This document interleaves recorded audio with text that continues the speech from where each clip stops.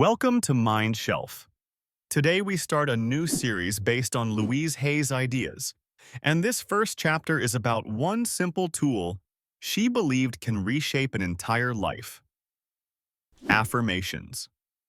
In her approach, affirmations are short, positive statements in the present tense that you repeat to yourself to gradually change how you think and feel. They are not magic spells that fix everything overnight. They are a way to interrupt an old negative inner dialogue and replace it with a more supportive one.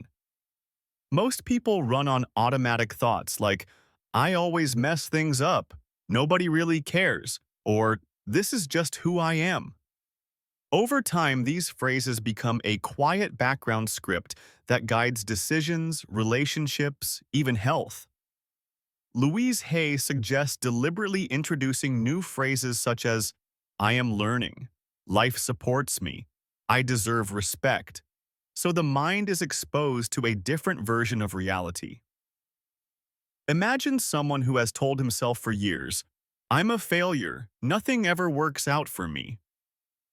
He may not even notice these words anymore, but they shape everything. He avoids trying, he doesn't ask for help, he gives up before he starts.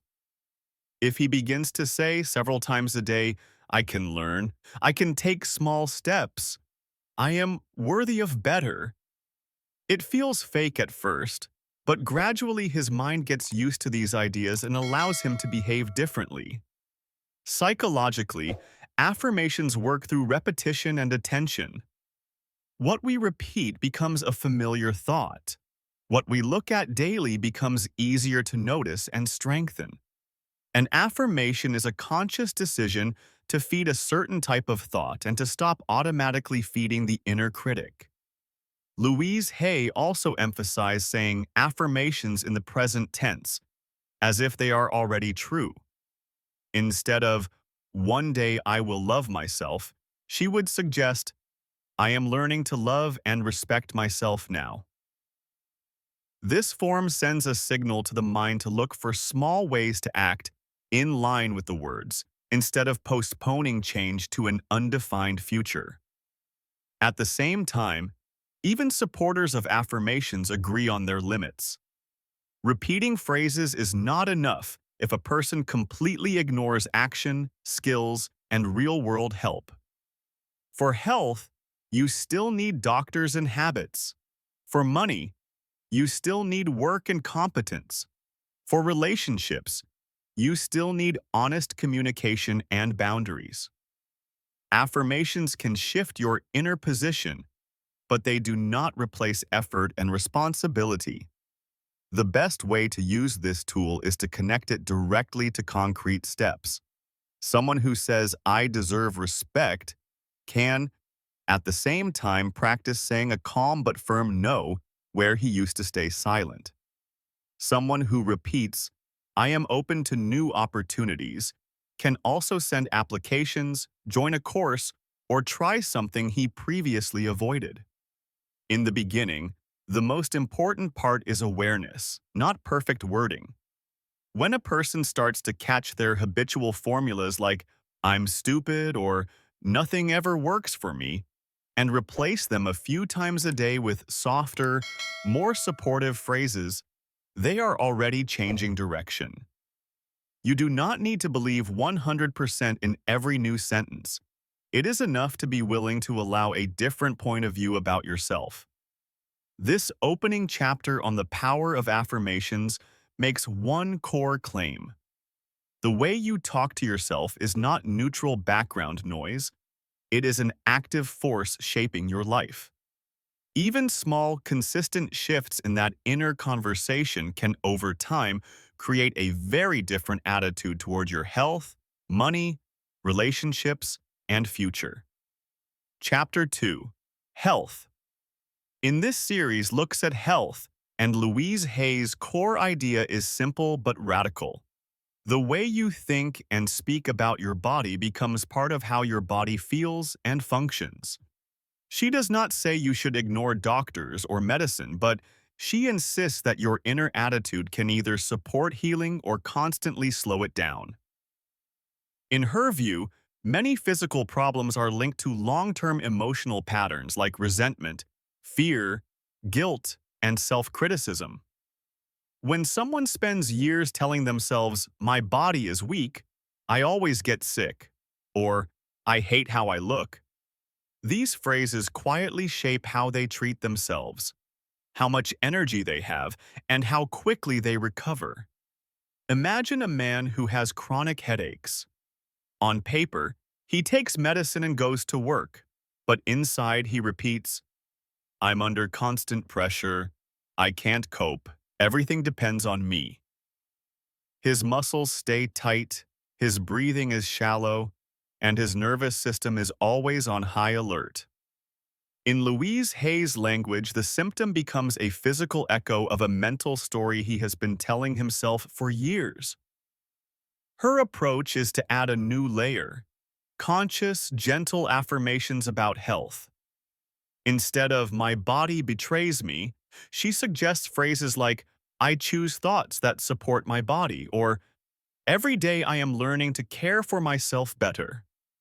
These sentences do not magically erase disease, but they steadily turn the inner voice from an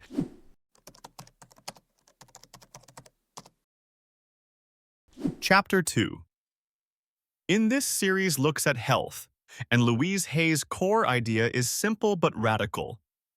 The way you think and speak about your body becomes part of how your body feels and functions. She does not say you should ignore doctors or medicine, but she insists that your inner attitude can either support healing or constantly slow it down. In her view, many physical problems are linked to long-term emotional patterns like resentment, fear, guilt, and self-criticism. When someone spends years telling themselves, "My body is weak," "I always get sick," or "I hate how I look," these phrases quietly shape how they treat themselves, how much energy they have, and how quickly they recover. Imagine a man who has chronic headaches. On paper, he takes medicine and goes to work, but inside he repeats, "I'm under constant pressure. I can't cope. Everything depends on me."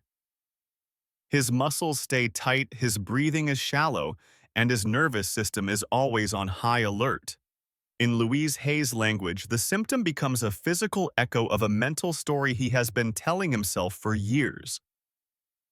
Her approach is to add a new layer: conscious, gentle affirmations about health. Instead of "my body betrays me," she suggests phrases like, "I choose thoughts that support my body," or "every day I am learning to care for myself better." These sentences do not magically erase disease, but they steadily turn the inner voice from an enemy into an ally. She also encourages people to talk to their bodies with respect, especially to the problem areas. Someone with stomach issues, for example, might repeat, "I digest life with ease. I am safe to relax," while at the same time changing diet, reducing stress, and seeking proper treatment. The point is to stop attacking the body in your thoughts while expecting it to function perfectly. A key part of this chapter is the shift from blaming the body to working with it. Instead of, "Why is this happening to me?"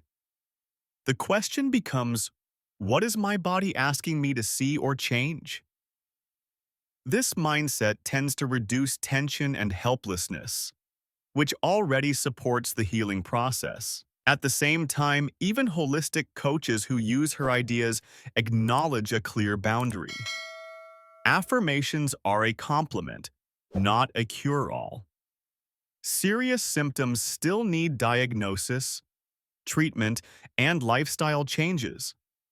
Positive phrases alone cannot replace professional help. But when someone combines medical care with a kinder internal dialogue, they often feel calmer, more hopeful, and more engaged in their own healing. For daily life, the practical takeaway from this chapter is simple. First, notice how you talk about your health, the jokes, complaints, and labels you use about your body. Second, choose a few short, believable affirmations that move you one step closer to respect and gratitude, like, "My body is doing its best today," or "I'm learning to support my health." Over time, this small mental shift becomes part of a broader lifestyle that is more friendly to your body instead of constantly at war with it.